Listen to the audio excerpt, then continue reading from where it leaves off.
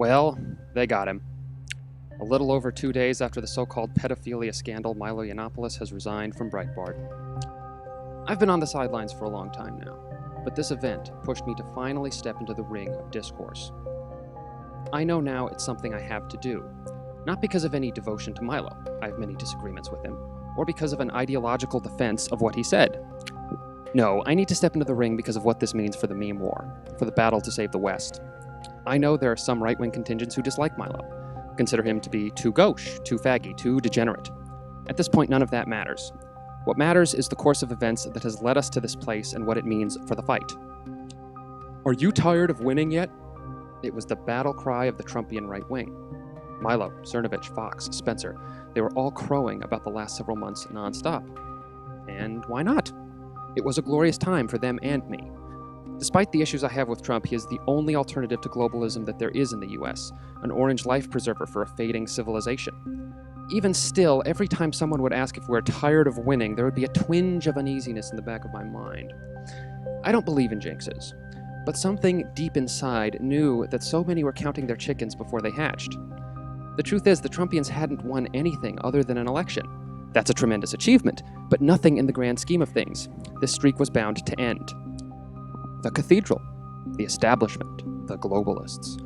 Whatever you want to call them, this Milo debacle has proven that, though they got a good standing 8 count, they're back in this fight in a major way. Whatever you think of him, Milo was dangerous to them. A flamboyantly gay, conservative Trump supporter who is exceedingly popular with the younger generation. He had to go down, and he had to go down before his CPAC speech. But why? Why take away the CPAC speech? Wouldn't it be worse for the Trumpians to have Milo speak at CPAC only to reveal the supposed pedophilia later, thereby embarrassing the organizers? Well, you see, there's far more to this than just a speech. Mike Cernovich has been talking about how irrelevant CPAC is and how Milo doesn't need them. In a very real sense, this is true. CPAC is the convention of what's left of the Reagan right, the shambling, virtue-signaling cucks who have failed to conserve anything of value, sat idly by while the size of the state has ballooned to epic proportions, and ushered in the era of globalist free trade agreements and compassionate conservatism. The argument that CPAC is an irrelevant dinosaur is persuasive. So why does it matter? Because of what a Milo speech at CPAC would symbolize. Milo is arguably the most famous Trumpian outside of the actual Trump administration. Indeed, he is considerably more famous than many in Trump's cabinet. A man like that speaking at CPAC would be symbolic of a very important torch passing.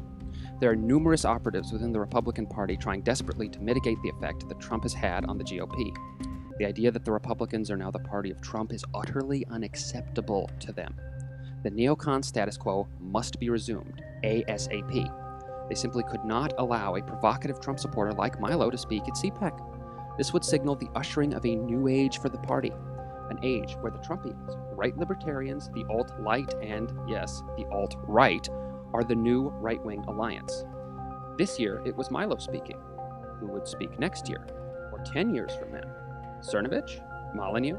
Spencer? Moldbug? Alright, a few of those might be wishful thinking, but you get the point. Milo striding through the mainstream conservative door would have meant that door would quite possibly remain ajar for many other assorted right-wing dissidents. Whatever the alt-right thinks of Milo, many within the movement now claim they want to move into open lobbying now that Trump is in office. A hardline Trump supporter like Milo, being openly embraced by the party aristocracy, could only help that goal. And here is where we come to the answer. Why CPAC? Isn't CPAC irrelevant? To the vast majority of the general public, yes. To the kingmakers in the Republican Party, absolutely not.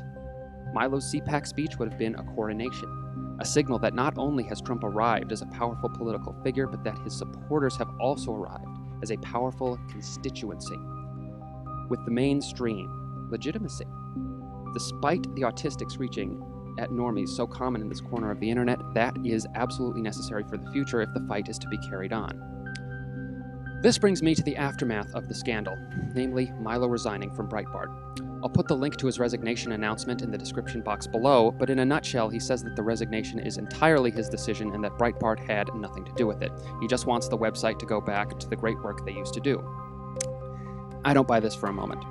Anyone familiar with corporate culture knows how this kind of thing goes. An employee is causing the brand grief, and it's suggested that they resign, claiming full responsibility for the decision. Not wanting to burn bridges, said employee takes the offer. Regardless, whether it was Breitbart's idea or Milo's, it is the wrong move to make for the both of them. Wrong for Milo because he now has a vastly smaller platform. Twitter banned him ages ago, his college tour is over, his book deal is gone, and now he's not working at the site that made him famous. He has a Facebook page and a YouTube channel with a rather wide reach, but that can only go so far. Unless there's a big move in the near future, this might be his mimetic limit. In his press conference, he talked about starting a new company, getting a new publisher, and how he's outgrown his role at Breitbart. I wish him luck, but starting from scratch amidst one's biggest scandal is no small task. Admittedly, if he does bounce back, his journey will have a fantastic narrative thrust, with this being his darkest moment, only to rise above it, bigger than ever. It is, of course, true that he has outgrown his role as Breitbart's technology editor. He's almost bigger than the site itself. That said, I always saw Milo's rise as inseparable from Breitbart. I think everyone involved, both with the site and Milo himself, saw Mr. Yiannopoulos rising through the ranks of the reporters until eventually he was perhaps the editor-in-chief. Breitbart's ascension from right-wing blog to news juggernaut, with Milo at the helm. That is why the decision is also wrong for Breitbart, perhaps worse for them than Milo himself. Firstly, because it's caving in to the left and their ridiculous demands for right-wing respectability. Has Breitbart learned nothing from the Trump candidacy? When the left is howling and raving, demanding you do something to prove you're a good person in their eyes, don't fucking do it. They're never going to respect you. They're never going to think of you as a decent person, even if you do absolutely everything they ask. Their demands are not sincere calls for moral action. They are displays of mimetic power over their enemies. The right gains nothing from caving into the left. Some off-color remarks that the vast majority of gay men agree with, whether the PC police want to admit it or not, is not a reason to cave to the left. The second reason this is bad for Breitbart is the damage it will do to its branding. The website has always branded itself through the colorful and unusual characters that cluster around it, in addition to fearless, if not always unbiased, reporting. Their namesake was such a man, but now those characters are fewer and fewer. Andrew Breitbart died years ago. Ben Shapiro went full retard and resigned over a non-scandal, and now Milo is gone too. Who's left to pick up the mantle? Alam Bakari? The closest they have is Joel Pollack, who is good at dealing with the media whenever he does, but lacks the X-factor that the aforementioned men have. Not to mention, Milo is an excellent reporter who really digs deep and is unafraid to confront those who disagree.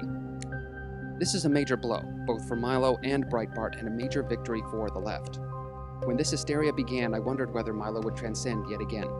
I figured that the answer would lie in whatever happened in the days following. Now that we've seen it unfold, I fear Milo might finally be finished. I hope I am wrong, sincerely I do, but it's a distinct possibility. If indeed he is finished, the partial cause is how he and Breitbart both reacted in the wake of this whole mess. People are saying that he'll land on his feet. I hope he does, but even if he manages that, he'll never be where he was just a couple of days ago. It's now clear that Bill Maher was his peak, in all likelihood. Like Icarus, Milo Yiannopoulos flew too close to the sun. Unbeknownst to him, the wings were made in Mexico, and the sun itself was owned by the globalists.